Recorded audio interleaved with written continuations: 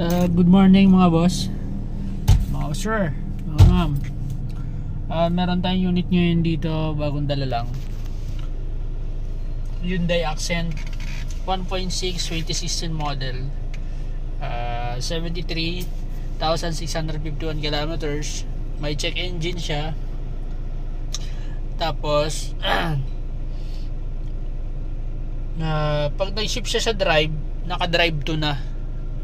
Tapos kapag tumakbo ng 10 to 20 to 30, nagkukwarta agad, hindi dumadaan ng 3. Nakatuna agad, hindi dumadaan sa 1, nakatuna agad, tapos tatalon siya ng 4. Yan yung concern ng customer. Tapos pag shinip to, nip sa drive, may lumalagatok loob, tok 3 beses.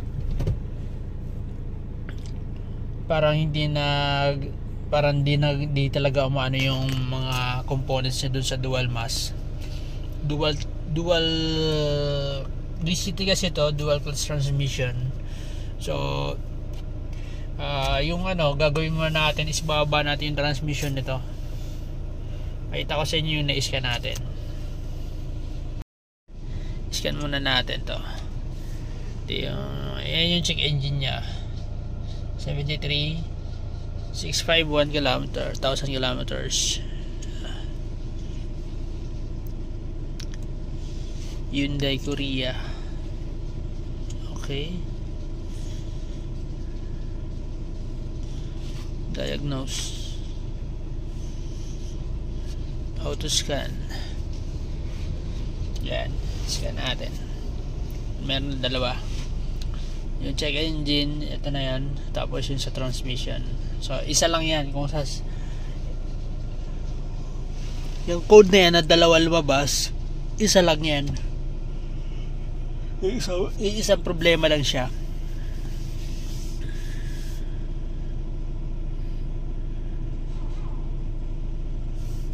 Yan, complete na 100%. So tingnan natin yung engine. Okay, trouble codes. Yan, active transmission control system. Yan, may problema sa transmission, kaya nag-check engine. Yun yung nakailaw doon sa dashboard. So itong isa, ito 80 transaxle. Buksan natin. Okay natin. Trouble codes. Yan, Fisher 73F73, active siya, unable to engage shift first gear. Yan. So tingnan natin dito, i-shift ko, back ng preno, shift to drive. Yan, nakatuna agad siya, naka-drive to. Dapat ko yan, naka-1 dapat siya eh. So nakatuna siya. So yung gagawin natin dito, kailangan lang linisin. Ibaba natin yung transmission nya.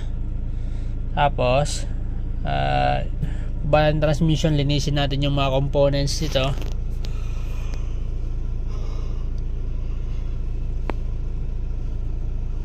Sasabay na rin natin ng inspection ng mga clutch component. Kaya kung meron palitan, mapalitan na natin kasi yung nakababa ng transmission. Pero sinabi ko dun sa customer, itinan ko muna or i-inspection ko muna kung may kailangan palitan. Kasi sabi niya mababa pa daw tinakbo. So 73 na kasi to, 2016 model. So baka yung dual clutch nya, yung clutch lining, palitin na. Tingnan natin. So yun lang muna yung natin. Pakita ko sa inyo kasi bababa namin transmission nito. Update kayo kapag binababa natin transmission ko, ano update dito sa sakyan na to. Sige mga boss, update yun lang kayo. Clutch kamo saka yung raspberry lang. Okay yan. Kaya calibrate ko na lang. Ito mga sir yung nya, dual clutch. Nababa natin yung accent na CRDI. So yun yung may mga crack na yung raspberry nya.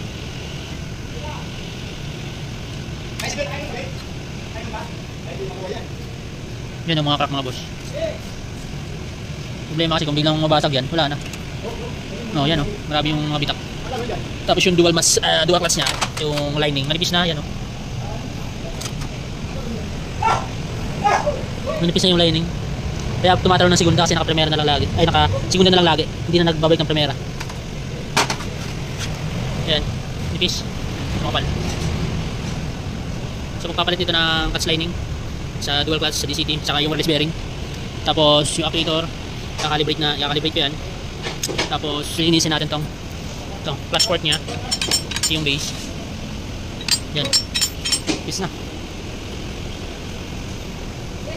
Bago natin i-calibrate yan. Yung bearing set, double clutch. Yan, yung release bearing nya, bago na to.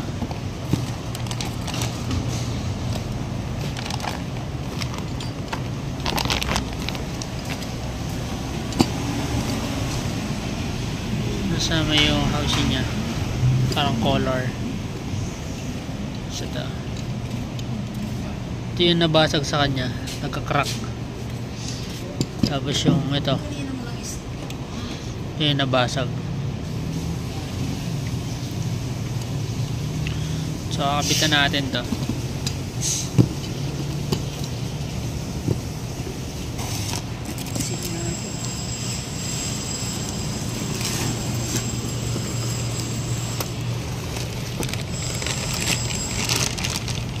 Patayin mo nga. Tingnan natin kung gaano kakapal. Yan o, kung makikita nyo.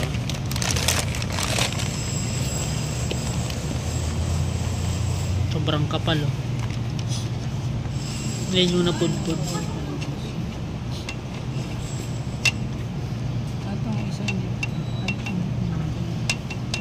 Yan talaga siya. Ngayon, yung kapal o, makikita nyo ang kapal o. Yung sa luma niya talaga sobrang nipis na. So ito kasi wala na tong ano, dato i-reset, salpak na lang yan. Tapos ito yung lock nya para doon,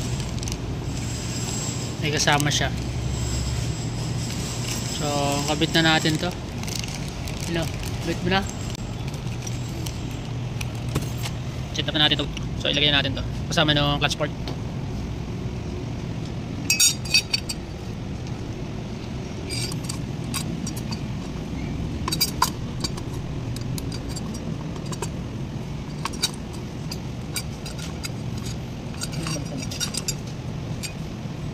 Yan. Pwede. Yan. Very good.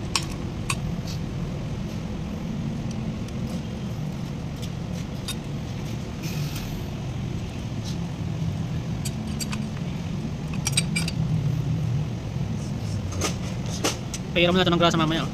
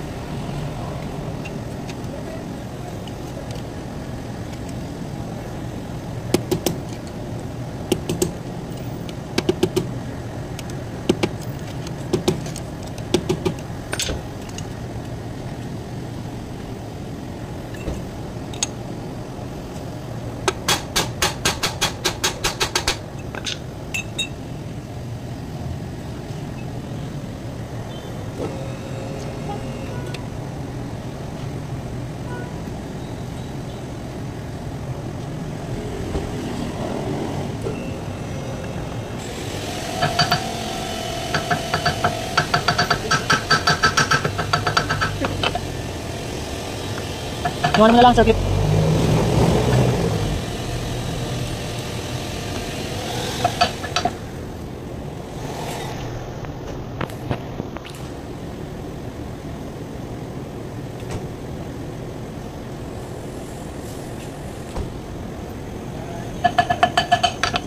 Kailangan mapantay ito eh.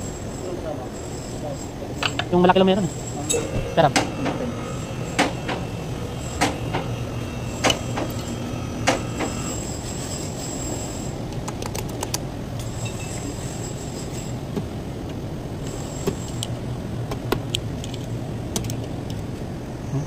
kita yun ay.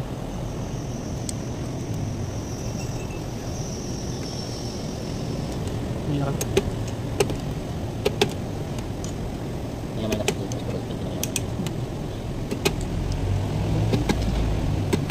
Niguran o ano?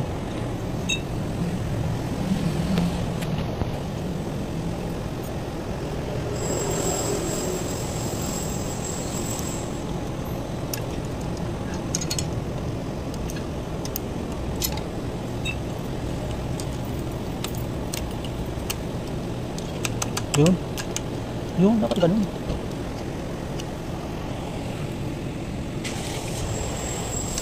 Yung ano, yung lock dito. Yung bago. Doon. Kita na. Malaki lang ito.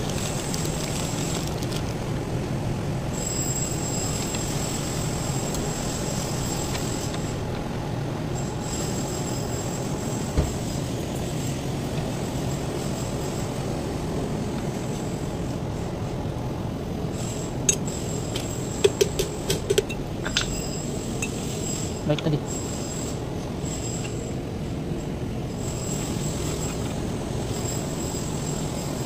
Bisa. Yung aprito na lang. Kabitan natin.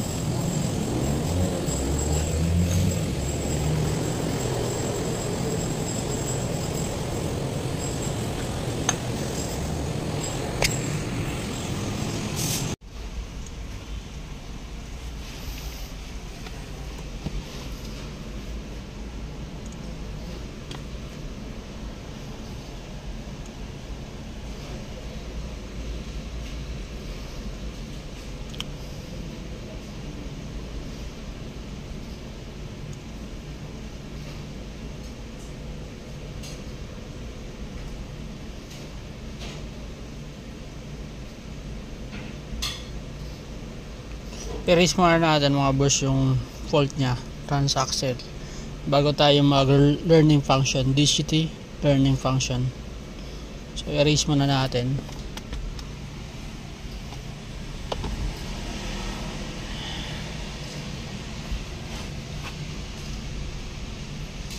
So 100% na i-raise natin. Kasi bago na yung dual clutch release bearing, bago tayo mag proceed sa dito sa special function, DCT learning function. Dyan tayo. So status, engine status, ignition on, engine off, brake status on, gear shift lever position part, no DTC. Okay, part, handbrake, ignition on, yan, ignition on. Okay natin. Ito, now learning, nakalagay. Let's wait 30 seconds.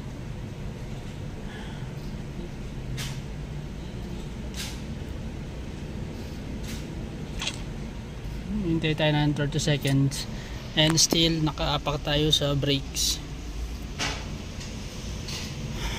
Hintayin lang natin to mag-complete. Tapos meron pa yan sunod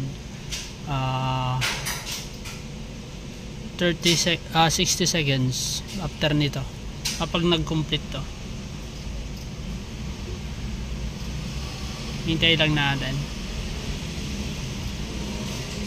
DCT learning function yung tawag dito pag nagpalit ng dual.